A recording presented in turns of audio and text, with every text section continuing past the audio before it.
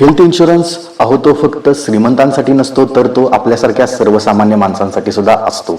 भारतामध्ये 50% लोक मेडिकल ट्रीटमेंटचा खर्च स्वतःच्या खिशातून करतात आणि मेडिकल खर्च दरवर्षी 14% वाढतो आहे. इमर्जन्सी आली तर कर्ज काढायची वेळ सुद्धा येते. म्हणूनच योग्य हेल्थ इन्शुरन्स घेणं आज सर्वात शहाणपणाचं पाऊल आहे. पण कोणता हेल्थ इन्शुरन्स घ्यायचा?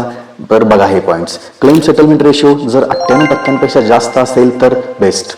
को पेमेंट क्लॉज नसलेला प्लॅन घ्या. पेशंट ॲडमिट होतेवेळी रूम रेंट लिमिट नको. खाजगी रूम मिळाली पाहिजे. प्री एक्झिस्टिंग डिसीजसाठी कमी वेटिंग पिरियड असायला पाहिजे. तो जवळजवळ 30 ते 60 दिवसांचा प्री आणि पोस्ट हॉस्पिटलायझेशन कव्हरेज पाहिजे. त्यामध्येच आयुर्वेद, होमिओपॅथी कव्हरेज असावं. NCV बूस्टर आणि रिस्टोरेशन बेनिफिट्स मिळायलाच पाहिजे. हे सगळं असल्याशिवाय हेल्थ प्लॅन घेऊच नका इन्शुरन्स. कारण हेल्थ इन्शुरन्स म्हणजे फक्त पैसे वाचवणं नाही, तर ते आहे तुमचं आणि कुटुंबाचं आरोग्य सुरक्षित करणं.